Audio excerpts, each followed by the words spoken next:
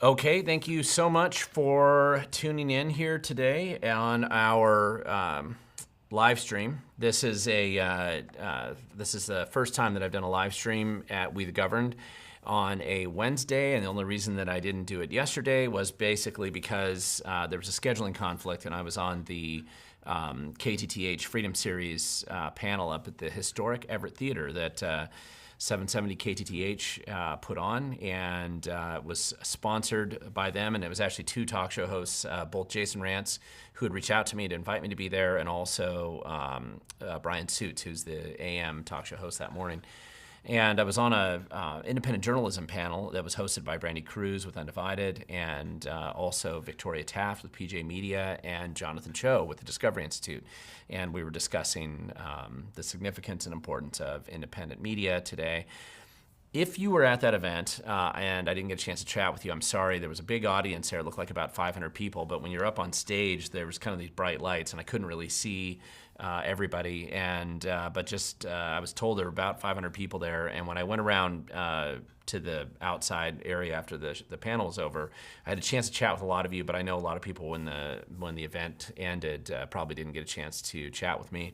And I'm sorry if I missed you, so hopefully next time we'll get a chance to see you at the next event that happens like that. I had a couple things I want to mention, but today's show is going to be a little different as well. I'm trying something I haven't tried before, which is that I'm actually premiering a video right after the live stream.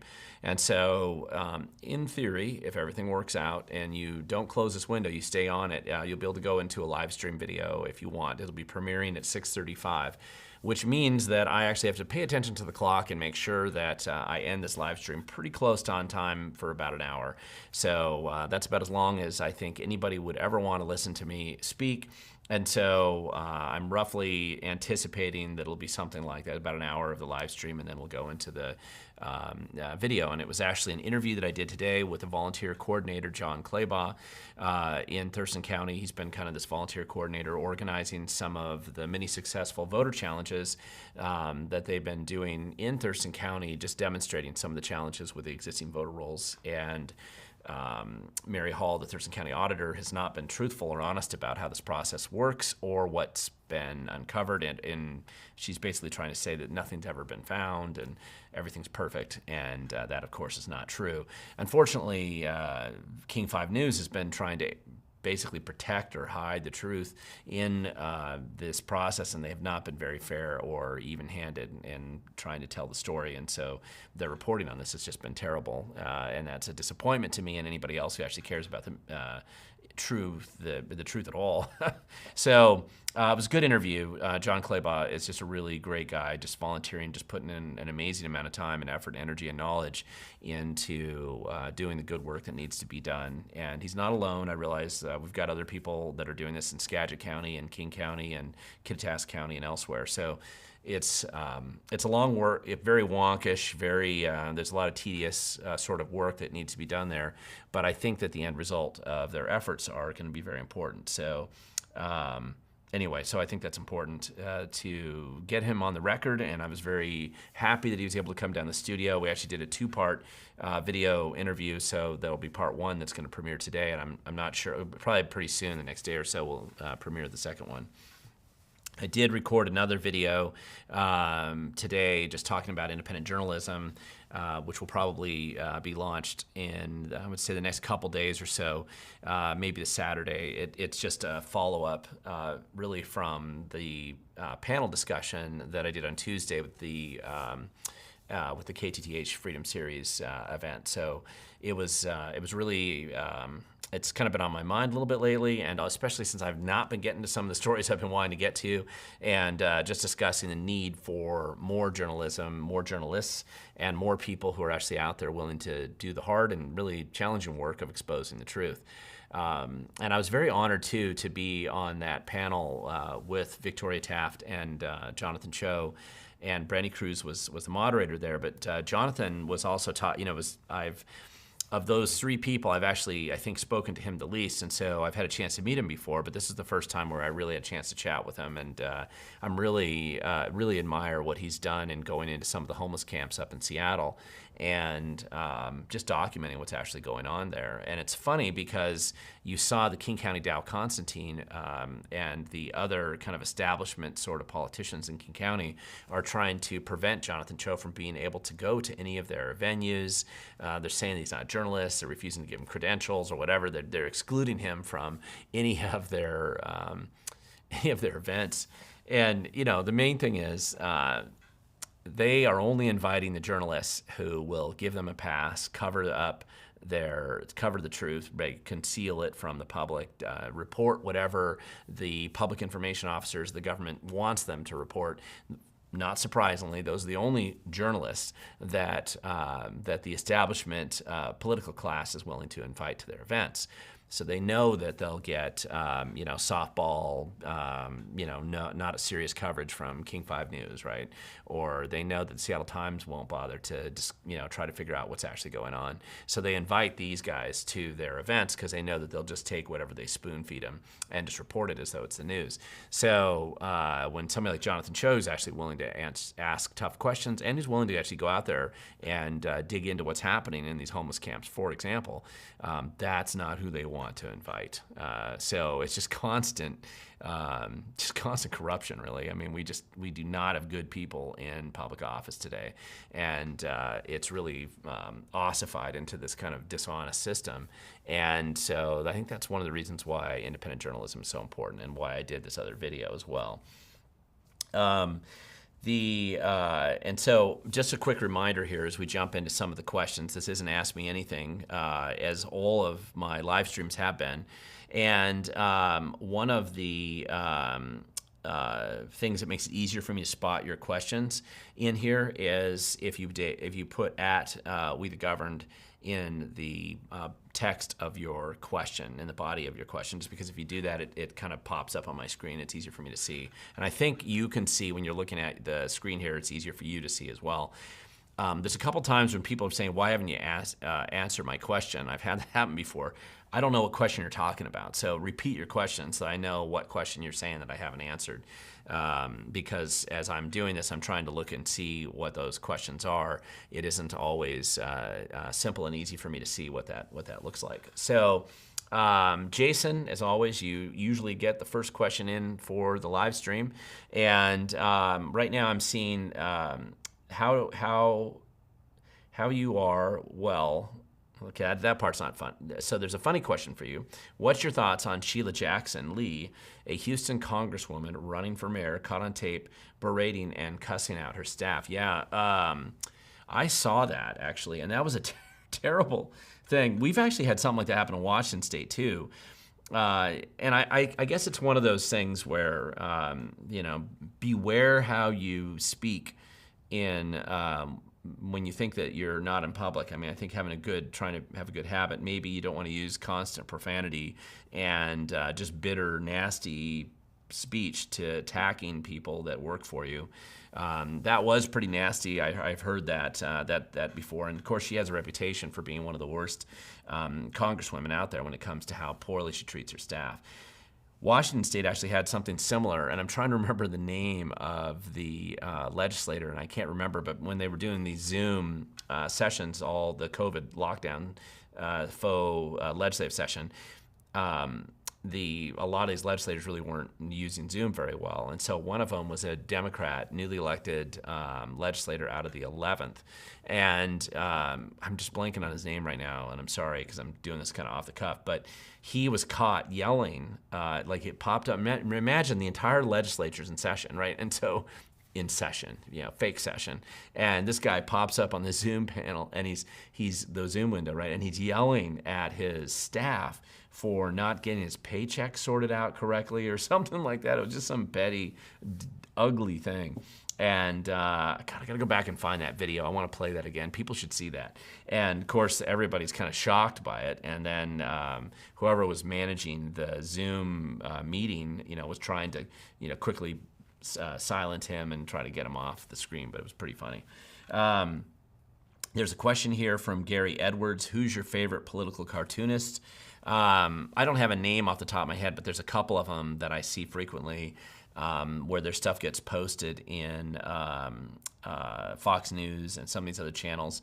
I actually think, and National Review actually used to have a really good series of cartoons that they would publish. This is an interesting question because not that specific question, even if I can't answer exactly who my favorite cartoonist would be. But I actually think that this is one of those areas where conservative, freedom-oriented people could really get some value, which is getting people who have the talent as a cartoonist and start producing funny work, good work. I mean, we live in crazy times when it comes to dealing with these politicians, and we have, loons, grifters, and just completely corrupt people in office, and they are ripe for satire. I mean, they're begging for it. The weirdness and the terrible behavior and the open arrogance that they're exposing, I think that is just ample opportunity for cartoonists. If you go to my website at wethegovern.com, you'll actually see I had all the memes in one place about Jay Inslee. I think it was called something like that. And I put just a massive volume. It's memes, not necessarily cartoons. Some of them were cartoons. And it was just fun to concentrate them all in one place so that people could go there and actually look at them. And then some of them were really good. So it was very funny to see all this work done out there. I'm probably going to have to do another page on my website pretty soon where, it'll be all the memes about Bob Ferguson, for example, or something like that. So just high-profile politicians that, through their behavior and their weirdness and their strange, corrupt sort of ways, inspire cartoons and other stories about them. So I think that's kind of a fun idea. Arsenio, you got a question here. Do you have ideas on how we can have laws more effectively used in the state? Criminals continue to be released in this state without bail. Well, that's actually a great question. And keep in mind, it's not because we don't have the laws to keep criminals in jail or to require bail or to prosecute them and put them in jail. You actually have elected officials, mostly in the prosecutor's offices, local prosecutor's offices, and who are actively choosing to, and judges as well, who are actively choosing to purposely and willfully release these guys, these criminals, out early in the public.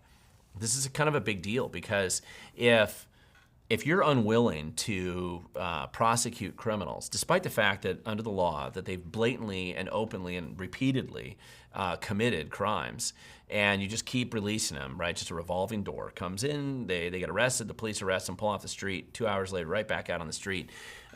There's no consequences for committing crimes, and people who are willing to commit crimes are obviously just going to keep committing them. And just because somebody's only been committing lower level crimes, it doesn't mean that they're stable enough that they have like some kind of barrier where they're like, okay, well, I'm not going to murder anybody. Just because I keep assaulting and raping people doesn't mean I'm not going to murder people. And they just keep releasing these guys out into the public. James Q. Wilson's famous study really on criminal behavior showed that if you locked up criminals who just are basically repeat offenders, significant repeat offenders, the overall crime statistics of every kind do go down. And this failure to recognize this, something that we had learned years ago, and the soft on crime attitude has been around before, and we've learned this lesson before.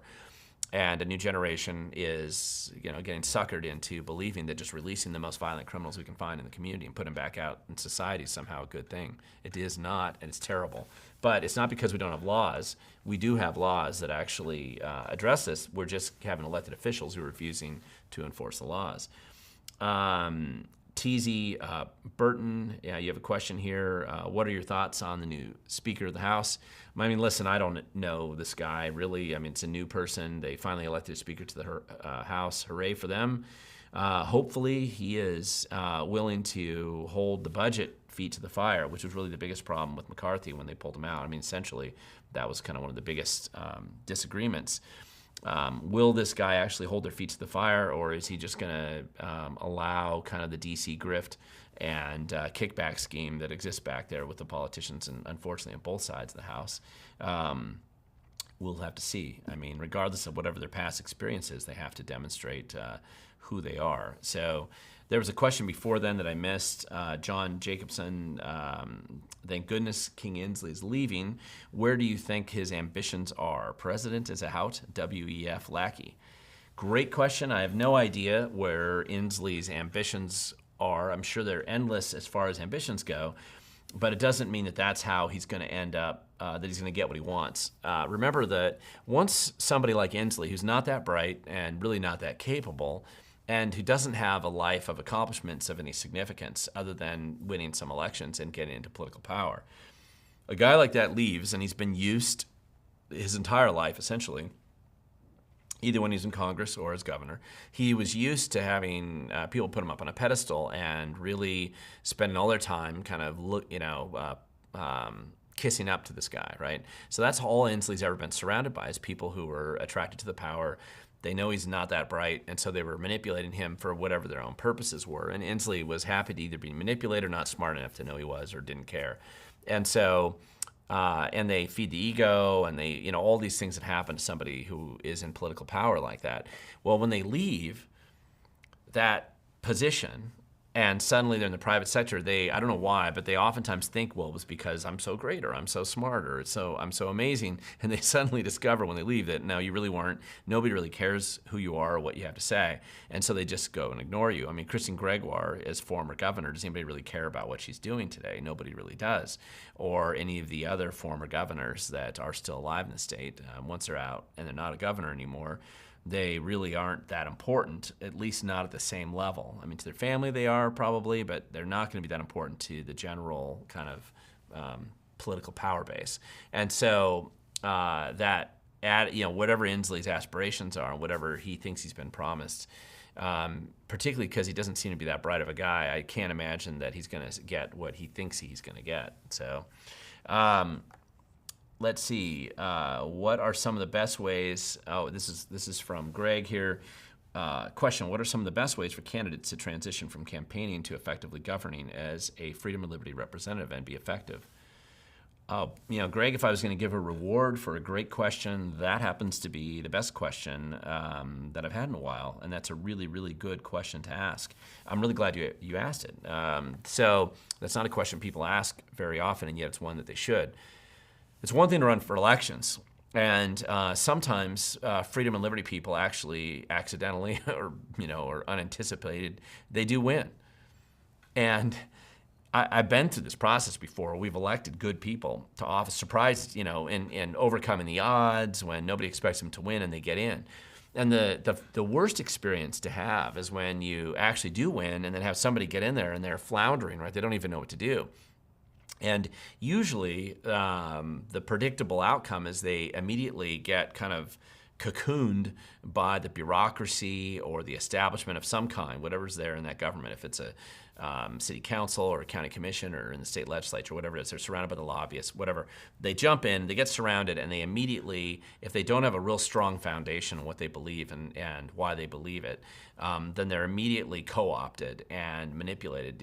They always tell them, don't worry about those promises you made. Listen, you're elected now. It's very different to govern. Just sit back, watch how it's done, and you'll be able to figure it out. And so it's very easy for them to get co-opted.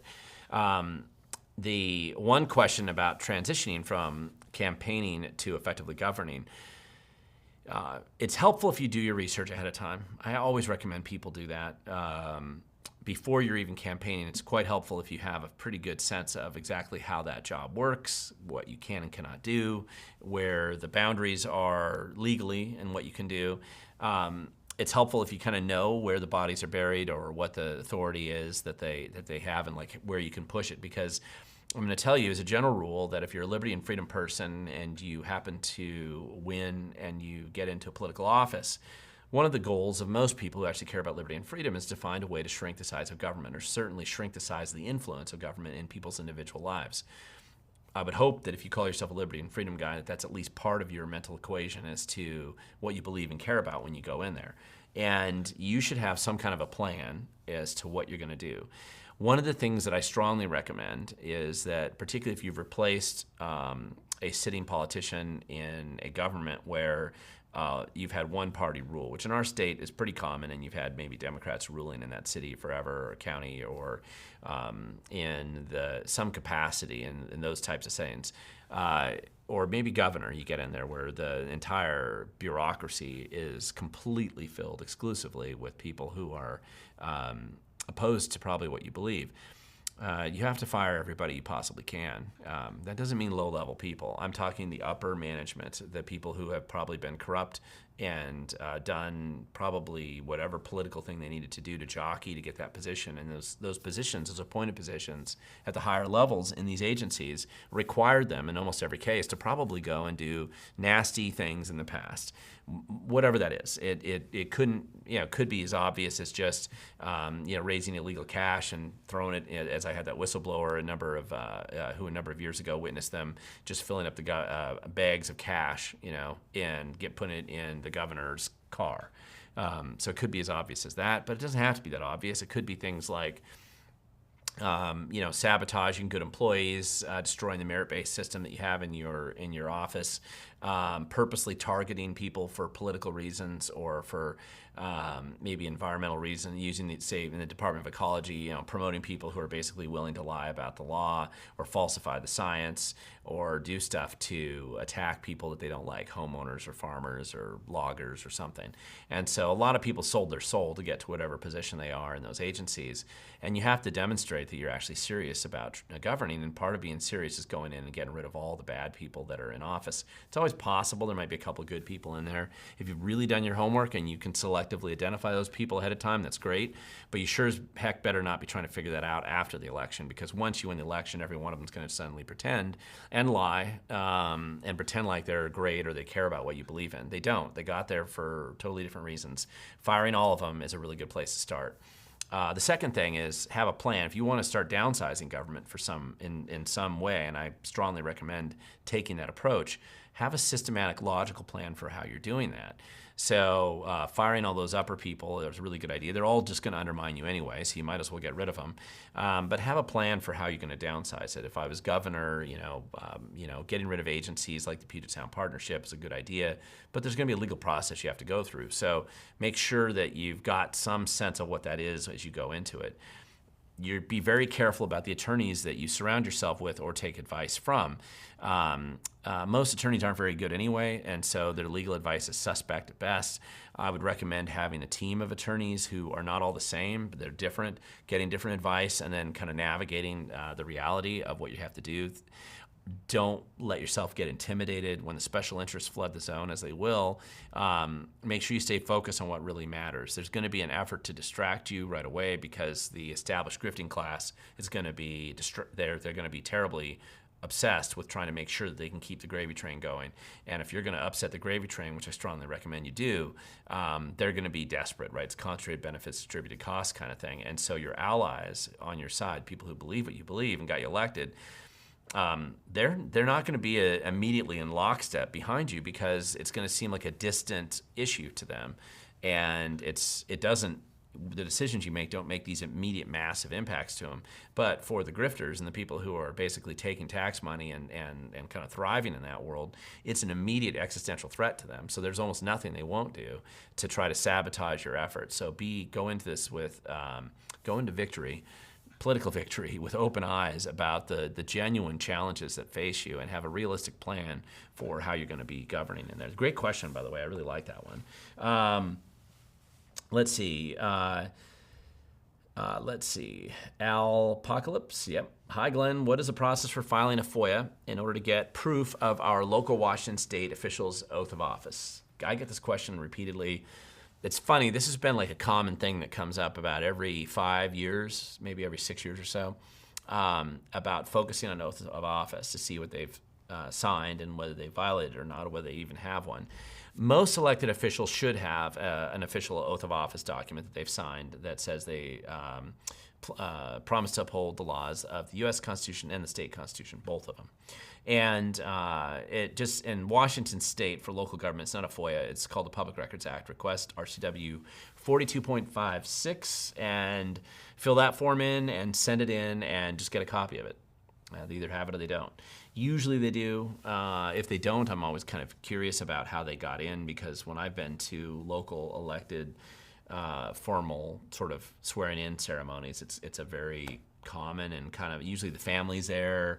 In Thurston County, they've done it. I mean, and this is all the elected officials locally. They'll do it there. Now, the legislature does it in a more formal process up in Olympia, and statewide office holders do it too.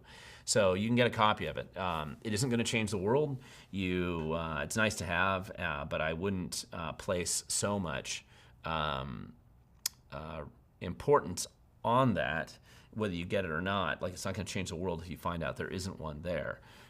Certainly worth asking why they don't have it. I'd like to know, but that's it's easy to get Public Records Act requests, and you can get them. By the way, they get that request.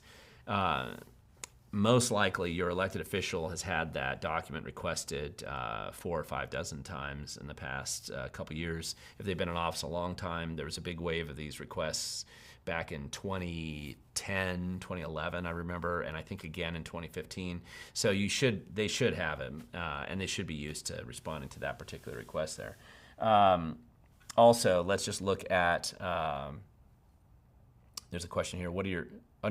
Do we have traitors in government? This is Walter. Walter's asking this question. Well, I'm going to tell you, I guess it depends on how you define traitors. Saying you're a traitor is a very strong word.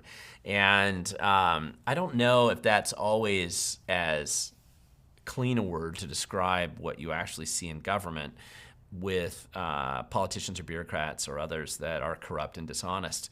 Being corrupt and dishonest doesn't make you officially a traitor. You may be a terrible human being, the worst person anybody could possibly find to fill that office. It doesn't make you officially a traitor. So the question is, what is a traitor?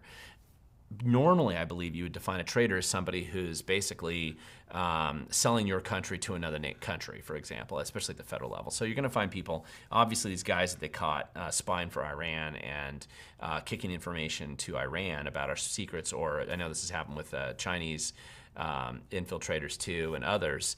That, I think, is a clean definition of traitor. There was a movie produced a while ago about a guy that was giving information to Russia, and he was in I thought it was the CIA or the FBI. Anyway, there was somebody there that was a traitor. Brent Hansen, I think that's what the name was. I'm sorry, because I'm going to have to go off the cuff on it, but that's my memory on it. So obviously, those are traitors, people who are doing that. If you have a politician who's simply just grifting and stealing money for himself, he's corrupt, should go to jail, but that doesn't make him a traitor. It just means he's a corrupt, terrible person. I would say that category is probably more common than the official traitor kind of category of people who are actually selling the country, our country down the road to other countries. Now, people make this argument because a politician is doing something that's destroying and harming the country, and that makes him a traitor. But obviously, if that's all it takes to be a traitor, pretty much every Democrat in office right now is probably a traitor. But I think that's just a wide use of that language, and being corrupt in there and incompetent is probably the more typically default position that I would use as language to define who they are. Steve, you got a question. Jason, I'm going to go back to yours here, but Steve, you have a question of what are your thoughts on Washington State taking away hunting rights, primarily predator hunting? Yeah, that's insane. The stupidity of that proposal is really hard to exaggerate, and it takes a special kind of ignorance for anybody who claims to be on the Fish and Wildlife Commission or the Natural Resource Commission, anywhere related to this area, and think that there's anything good that comes out of that. Now, they don't care, right? The people who are proposing it, they may pretend to be environmentalists or something, but they've clearly decided science doesn't matter and the truth doesn't matter, and they're just going to basically try to trash the balance in nature as much as they can by eliminating predator hunting. It's just foolish. And what ends up happening when they do this, of course, is that you have this huge imbalance, then you have huge problems with predators, and then what happens is the state inevitably comes in and starts to pay people to become professional hunters. And really what this is about, the state taking over the hunting, rather than letting it be done by the private sector. Of course, this is the state coming in and ultimately taking it over. Same thing happened when they banned leg traps, right? There's trappers that are approved by the state that go and do it under official auspice of the protection of the state of Washington, but technically trapping's banned, right? Or the people who can't run dogs, right? Making them not be able to do it, but then the state can still do it. And so that's the kind of stuff that you see going on. It's just foolish, and it's embarrassing, but we do elect or allowed to be appointed. Really just some of the worst people we can probably find out there.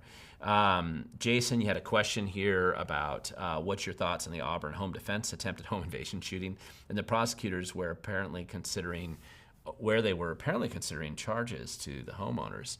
I saw the video like many other people did, and if you haven't seen the video, I encourage you to go look at it. I mean, it made national news, and it was basically these two criminals. In Auburn, there's been a lot of follow home invasion, meaning on especially Asian residents, where they're identified, as the Korean or Vietnamese or Chinese or something. And a lot of times they're elderly, and somebody saw them in the public, and they've decided, I'm going to follow this person home, and we're going to do a home invasion on them. And presumably they're doing that because they think that they can take advantage of whoever the person is they've identified in public. In this case, there were some Ring cameras or security cameras at the homeowner's house, and these two criminals followed him home. The homeowner had closed the door. The two criminals were trying to break in, declaring that they were Seattle PD, which is funny. You're in Auburn, sorry, wrong police department, but nevertheless, nobody's ever accused criminals of being geniuses. And so they're trying to kick in the door, and eventually the person inside, as they break in, it looked to me like the door was actually broken open, and then he shot at him. I would tell that homeowner to go and, listen, I've been in situations not too different than that, actually, not that long ago. I've talked about it on my channel. So I can totally understand how in the heat of the moment, you're confined to a tough situation, but it'd be great if they were just a little bit more accurate and they could hit those guys in that type of a setting. But nevertheless, I wasn't aware that the prosecutors, because I didn't know the prosecutor was actually considering any kind of charges against the guy. I know that they haven't been filed, at least I'm not aware of them. So it would be insane and incredibly foolish, as bad as the King County prosecutor is. And of course, it's really a terrible person there, but I don't think they're going to do that. Remember, one of the things that happens if they illegally prosecute somebody who's had a legitimate self-defense case and they lose, the prosecutor's subject to, they do have to pay all the legal fees and some other things. So there's a number of different issues that go into that. But it was a classic story. It was a great way to put Auburn on the map. The funny thing is, a lot of the national media kept saying, oh, this is Seattle, but it wasn't Seattle, it was Auburn. There's a question down here, David. What's the best way to combat homelessness and drug addiction? Are you in favor of involuntary inpatient treatment as a last resort to save addicts from dying? Go Raiders. A little TJ reference. Some of you might know I graduated from Thomas Jefferson, and David, if you're the person I remember, so did you. So go Raiders. That's right. Go Raiders. I love that. The homelessness and drug addiction, this is great. So good question again, but this question really,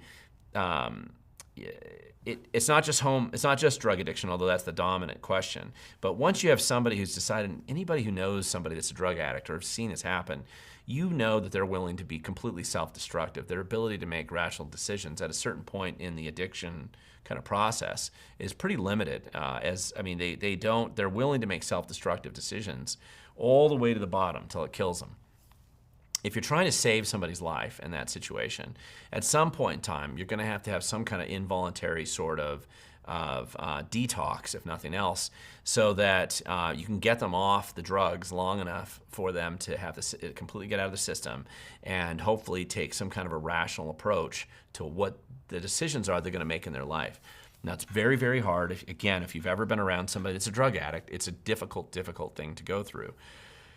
But it's more than just that. You also have to look at the significant mental health problems that exist in probably about 20% of these cases, where possibly exacerbated by the drug addiction that they had, possibly because they already had mental health problems and they were using drugs as a way to self-medicate, who knows.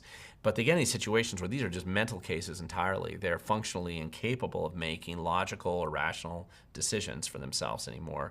And they're a severe danger to themselves and definitely others around them. In theory, that's why we had Western State Hospital. But the last series of governors in particular, Gregoire was terrible at this, but Inslee's bad. I don't know that anybody before them was really that great either. They have purposely just nosedived and cratered the mental health program in Washington State. I'm a critic of the Republicans frequently, but on this issue, for the most part, the Republicans in Olympia, both the House and the Senate, have generally had a really good history of trying to find solutions for mental health treatment. And without exception, the Democrats have engaged continuously in ways of blocking and preventing effective mental health. And sometimes that includes involuntary mental health commitment to some people who are clearly out there. That guy screaming, on the streets of Seattle, or there's a guy in Lacey I see sometimes that they're screaming and yelling at the world, attacking people that come around him. Yeah, drugs are probably part of it, but really that guy needs some mental health treatment. And they need to get in some place where they're going to be safe and not medicating themselves up with whatever they're taking that's causing them to have psychotic breakdowns and episodes out here. You can't leave it up to the drug addict entirely to make that decision. Now, you at least need to detox them first before a decision like that can be made. It does require facilities this is something where you do have to actually have some level of intervention and facilities to help manage it. And as a government policy, it's a good idea because to do something like this with some good oversight, you don't want to abuse it. You don't want to be putting in people who aren't drug addicts, who aren't mental health patients, but you really need to have a good and effective plan with oversight that's very transparent, as transparent as you can make it, so that these people get off the streets, because externalities caused by having this massive drug addict population out there and mental health patients out there harms just thousands and tens of thousands of other people, and it's causing a pretty significant impact in the community. And I don't think you have any choice but to have some level of involuntary commitment. There's a TZ, you have a question here. Brandy Cruz covered Blaine's schools white privilege test to children. Yeah. How can we get this practice out of our schools? Can we sue or just vote them out of office? That's a great question. I would say voting them out of office is a great start. But remember, and on the Blaine School District, I can't remember how knowledgeable the school board was directly about that, but it's always possible that was something done by staff internally. So getting rid of your DEI, which is the Diversity, Inclusion, Equity, DI, the DI agenda, get rid of those people, fire everybody involved who has that as part of their acronym or reason for being, because they exist mostly to basically build racism into everything that they do. And so getting rid of that is a good step in the right direction. Cristiano, you had a question here about, do you know if the light rail project is on track? No pun intended. Oh gosh, the light rail is, of course, a total fiasco and been a dishonest fiasco and disaster from the beginning. In addition to basically lying every single time about how much it's going to cost, when they're going to get done, who they're going to serve, and what they're going to do, it's just a corrupt program that wastes more money than any other transportation project in the state of Washington. And there's no other way you could have wasted money more self-destructively, really, than this when it comes to transportation. You can waste it more with other projects, but the light rail disaster isn't on time. It never has been. They continue to revise those schedules differently to change the time of what being on time is, and so you keep changing the definition, right? Move the goalposts. Each light rail project, like where they try to basically extract more cash from the taxpayers, most of that money really gets to cover the previous objectives that they claimed that they would have with the last time they grabbed the cash, because that project got way behind and way over budget as well. And so what they're really doing is playing a game of robbing from Peter to pay Paul, right? That's just always how they've done it. So whatever they promise, it isn't going to happen. They're always going to be late, and of course, once they build it, nobody comes except for the drug addicts who seem to want to shoot up fentanyl and and make it incredibly dangerous to actually ride on the light rail. So it's always a mess. It's a disaster. One of the things that a new governor, if you got one in that was actually cared about math and believed in reality, it would be a good idea to start shutting down the light rail project, or at least finding some way to salvage what's been squandered in a way that just reduces the continuous stream of money going nowhere. It's much better to use that money making sure our bridges are solid, making sure our traffic is adequate. I was looking at a project plan on how to fix the 405 corridor the other day. A lot of money, but certainly a better use of money than anything that's going on the light rail. So we really do have a lot of issues here. I'm going to go right down here looking at some of these other questions. Let's see. Average Geek Joe, are you watching these school districts wanting more flexibility from the PDC to campaign? That's a great question. I am. And largely, the arguments that you'll have in these school districts have more to do with things like it's RCW 42.555, which is a misuse of public resources. And there was actually an argument made by a former retired Public Disclosure Commission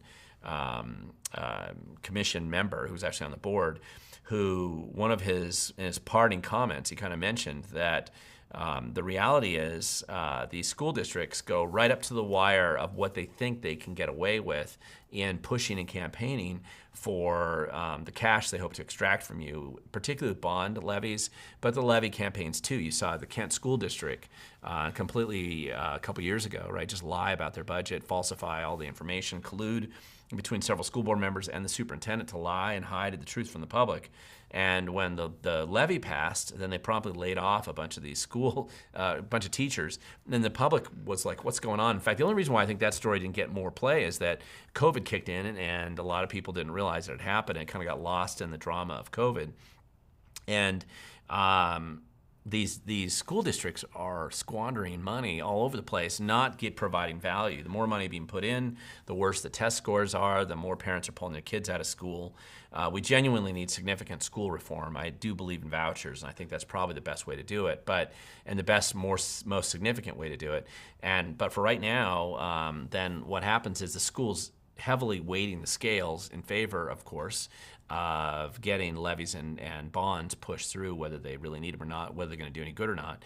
Again, distributed cost, concentrated benefits problem. The people who are pushing this, it means everything to them, right? It's their construction contract that they plan on getting for that new $150 million overblown, overbuilt, low-quality building that they plan on putting up for the next high school.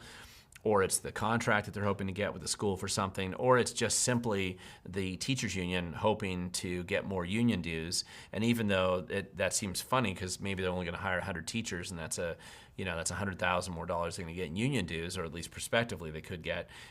They don't care that costs just millions and millions more dollars, tens of millions of dollars, right? Hundreds of millions of dollars more to the school district. They don't care. They're just looking for their small cut of that pie. But it means a lot to them, so they don't care how much that's screwing over the local property owners.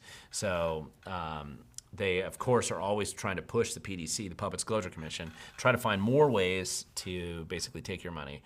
And I would really pay attention to them and keep filing those complaints on those guys. They deserve it. Let's see. Jason, you have that question about thoughts on the argument that gun magazines are not arms and they are accoutrements like colonial carriage boxes, and that would open the door to banning restricted mags. Yeah, I mean, listen, these guys are going to try every argument they can get. I don't know if that's going to go anywhere, but they're going to keep trying to do that. Of course, that's how it goes. Cristiano, you bring up a question here. Who said the state wants to save anybody? That's a great question, and that's actually a really good question. Let's talk about that. The state doesn't care about you at all. I mean, government doesn't care about you. Never has, never will. Government can't care. They can't love you. They can't do anything. Now, the funny thing is, not funny, it's just sad. The left always tries to portray this as the government coming in and being your salvation. And part of this is just the arrogance of the approach that I think the left has and viewing the relationship of man to government. So government is mommy and daddy and the family, right, involved. Takes a village kind of idea. Only it really takes a government village is what they're saying. Now that breaks down every time it's tried, and it always has and always probably will. So people love you. Your family can love you. You can love your family. You can love your neighbor. You can engage and help other people personally, and you can care about them and love them and know them because you know them personally. Government never is never going to. And so I think that's one of the biggest fatal flaws of socialism in general. But it's certainly something that continually gets pushed as a narrative and oftentimes gets sold to the public as a path to justify the type of plans or schemes or issues that they plan on imposing on us. So I think once people recognize that government can't love you, never will love you, and only other people can love you. And so working with other people locally, right, to solve those problems, it matters more than anything else. Let's see, looking down. Brendan, you got a question here. Can a business owner and their business entity each donate contribution limits to a candidate? Doing some PDC research. Any comments about questionable contributions in our state? Great question, Brandon. And the answer to that is yes. So if you're a business owner, in fact, if you had 10 businesses and you and your spouse, and you had the limit of $2,400 in a campaign season, actually we're past the primary, so you're looking at $1,200 now. And the limit is $1,200, then, and by the way, that's different for statewide office holders and some other positions like port commissioners, but $1,200, let's, for sake of argument, would be the amount. They just changed those numbers, the totals, on April Fool's Day, appropriately enough. So it went from $1,000 to $1,200. So $1,200, you and your spouse each could give $1,200. Your business could give $1,200, and your other business could give $1,200. And your kid at home could give $1,200. So you have the ability actually to donate quite a bit that way. Not too many people do that, but you can. And that's one way you can do it. Now, questionable contributions in our state. Number one, the biggest questions are always the ones that nobody reports at all, right? Just total dark money that nobody hears about or knows about. Those are worth exposing if you can. If you can find out about it, let me know, and you can prove it, let me know. I'm always happy to file those complaints. I've got a lot pending right now. I've been filing some. I filed one the other day while I was waiting for that panel at KTTH, a really good one against the public school employees of Washington PAC, and it was a really solid one on a bunch of problems that they had. Missing money, mystery money appearing in their accounts. But a lot of the money that gets spent, I think, that is influential in the political process, that is totally concealed, is some of the money that goes behind the scenes on voter registration drives. The state actually kicks hundreds of thousands of dollars out, millions of dollars out into these voter registration, but what they're really just thin veneer of disguise of how much money that those groups are really doing trying to push Democrat candidates to get into office.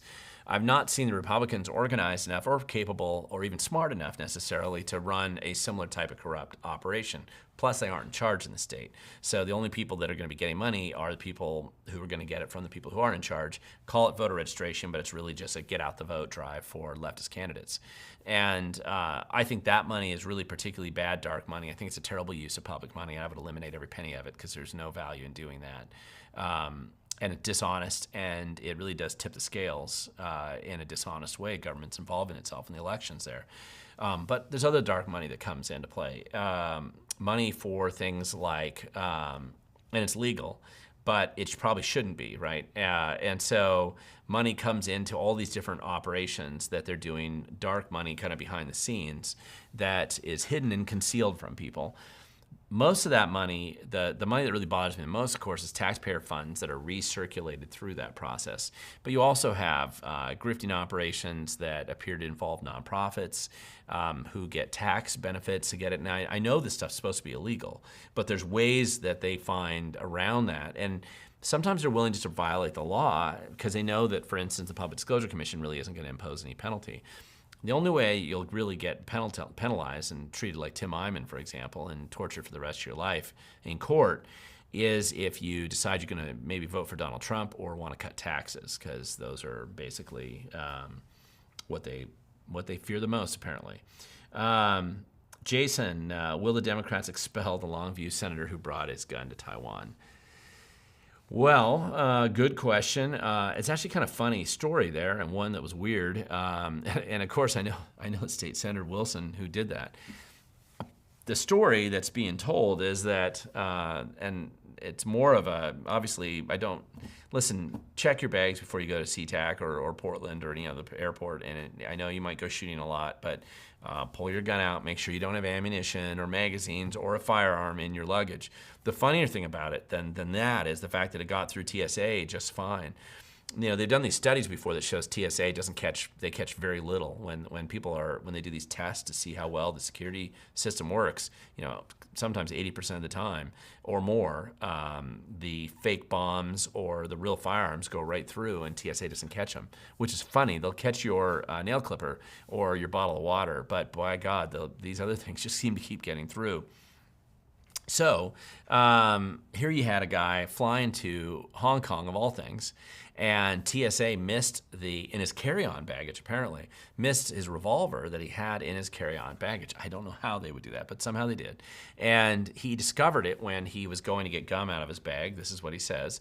And he found the revolver there, and he realized it was in his bag, and so he self-reported it in Hong Kong. And all I can say is that I hope that he didn't write too many negative things about China on his previous posts so that they don't put him in prison for the rest of his life. So we'll see what happens.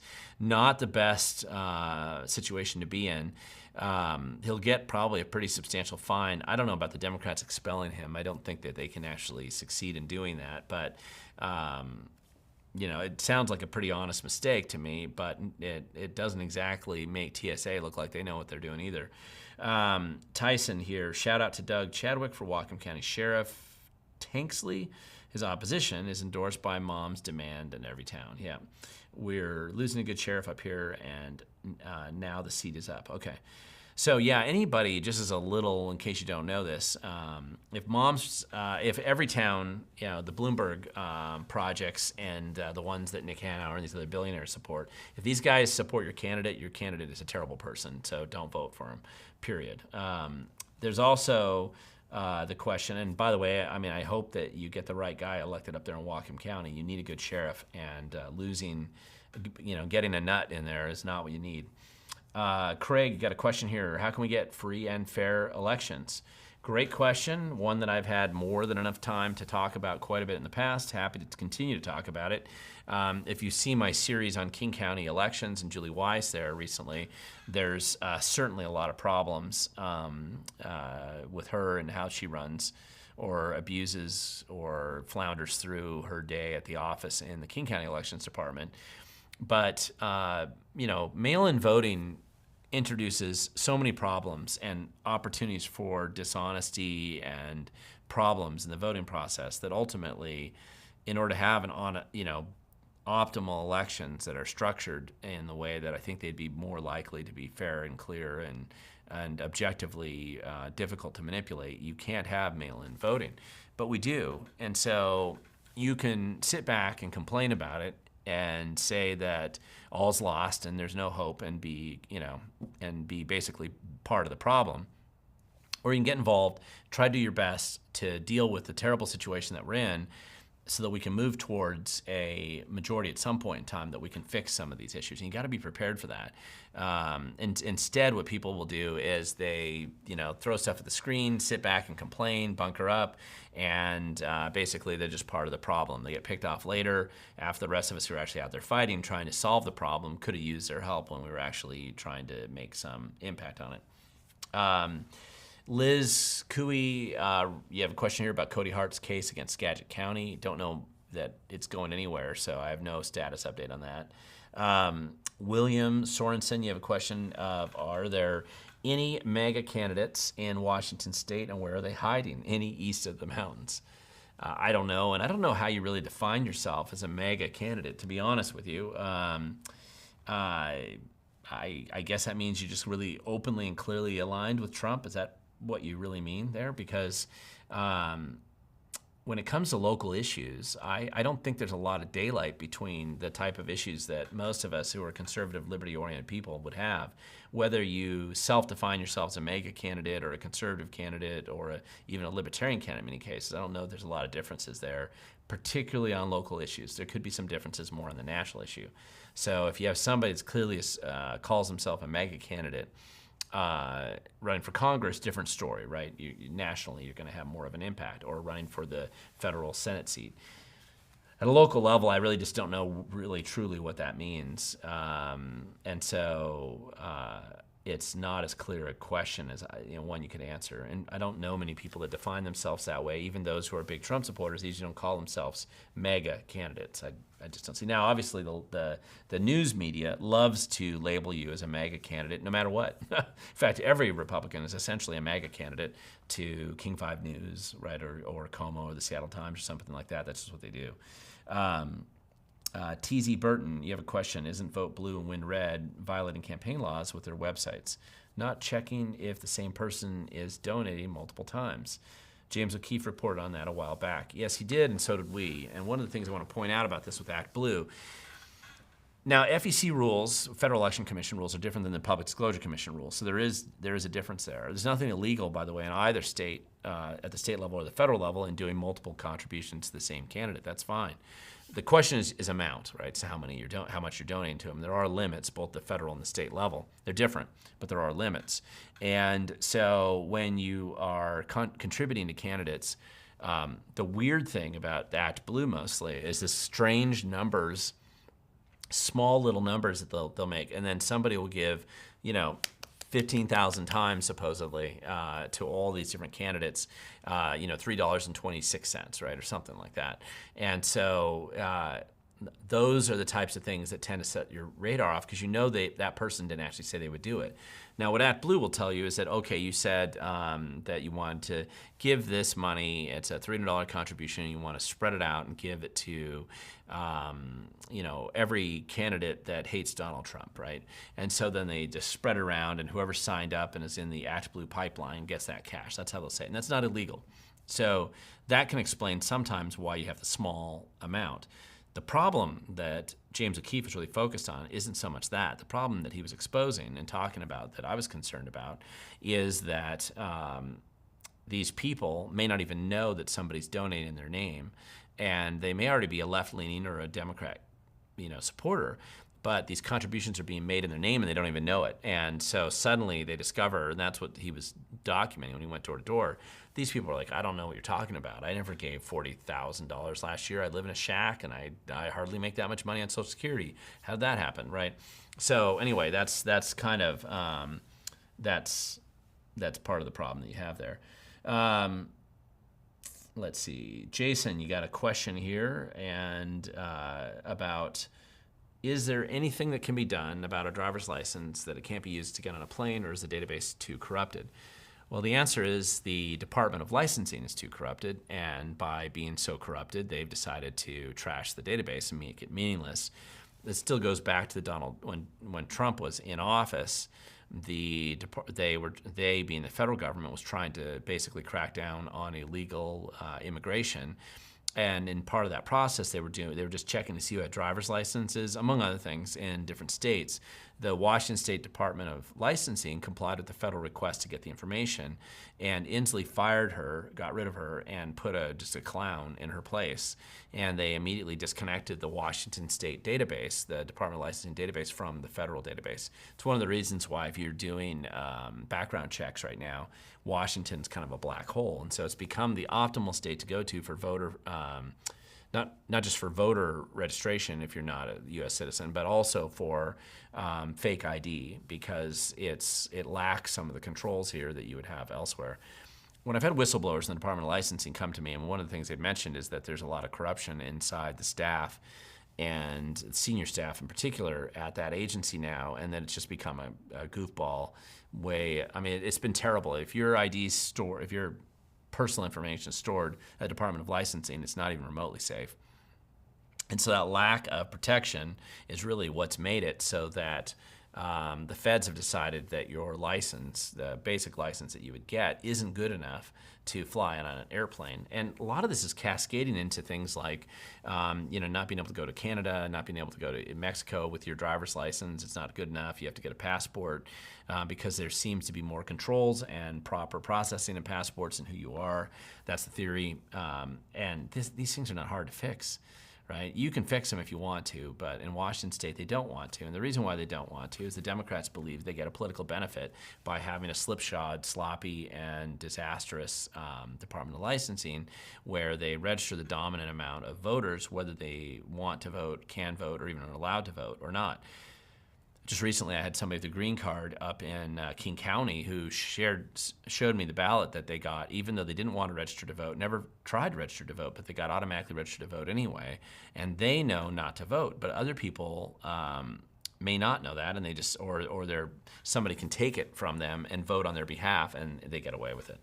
So anyway, that's a real issue right now. There's a question here from Alan Colvin. And I believe the question here is, what rights do parents still have? Why are they trying to make our kids trans or gay? or push that program on you. I'm assuming that's what you mean. Parents still have rights. One of the rights you have is take your kid out of that school right away.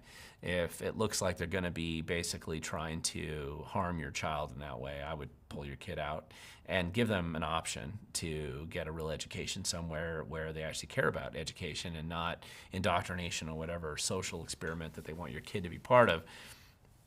It's a good indication that your school's unserious about any kind of education issues at all, if that's the kind of priorities they're putting your kid in. There's other things that are being fixed. One of the initiatives, 2081, that I believe they'll be turning in here hopefully in another month or so, give or take, that initiative would give parents a lot more transparency, and I think that's going to lead to a pretty significant level of involvement that parents will need to have and should take advantage of to address the challenges to your kids. Why are they doing this to your kids? Because they don't care about your kids. They don't care about you. They have their own social experiments that they think they're benefiting from. Some of them it's ideological, where they're trying to push an effort to break down the family, and this is just kind of part of their agenda. It's a bandwagon effect for some people. They think it's cool, and that's the thing they want to push on your kids. The political party, Democrat Party, thinks they benefit from it, so they're pushing it, and that's just how it is. And it's not good, and it's not right, but that's what they're doing. Be on the best terms you can with your children, and I think it's the kind of thing that really matters a lot. Now, I'm going to tell you right now, we are approaching that time where I'm going to have to try to end this pretty close to on time, and I'm not sure how this works, so this is an experiment for me. In theory, when I wrap up this program, you're going to be able to go right into, if you want to, go right into the premiere of my video. This, again, is an interview with John Claybaugh, the volunteer coordinator of Thurston County, and I believe the title of this is Thurston County Auditor Mary Hall Lies. This is important even if you don't live in Thurston County, because it kind of illustrates, in my opinion, for example, why King 5 and others come in and manipulate the stories that they tell about what's actually happening with the voter rolls or voter registration process, or really anything related to elections. So hopefully, best laid plan here. I don't know how it's going to work with rolling directly into that when this video ends, or when I'm done with the live stream, I should say. But in theory, at 6:35 it premieres, and that's only 4 minutes away, so I'm going to have to end this live stream here pretty quick. So let me close. There were a couple hundred people here that were viewing the video today, and I appreciate you guys logging in and watching me on the live stream. Hopefully I will see you out there before too long. Everybody who is watching me from Washington, you definitely have your ballots. Fill them all out, get them in, and vote for the person that's closest to liberty and freedom that's on that ballot that you can find. So make sure that you push them in and get those in, get your neighbors in, get everybody around you, talk to them. Reaching out to other people, getting them to fill out those ballots and get them in is still better than nothing. And for those who don't believe in voting anymore, you're just part of the problem and you make it worse. So we just got to keep working on this process. And there's a lot of work that we're trying to do to clean these elections up and clean up the voter roll process. And you don't make it easier if you don't participate at all. It makes it really hard for those of us who actually are planning to do something useful and not just sit back and complain. So it does help, and pay attention to what's going on around you. And watch for this video I've got coming out later on this week about the importance of local journalism or independent journalism and how you can be part of that process as well. And I'm hopeful that that's helpful for people. And for those of you who were at the KTTH event yesterday and did talk to me, thank you so much. I know some of you watched my live stream and mentioned that to me when we chatted after the event. And otherwise, I'm sure I'll see you around. I got a lot of PDC complaints I'm trying to file this week, and a lot of articles that I'm way, way behind on and I want to get up on my website. So we'll see if I actually get them done. So with that in mind, I hope all's well, and we will see you guys next time. Thank you so much for watching.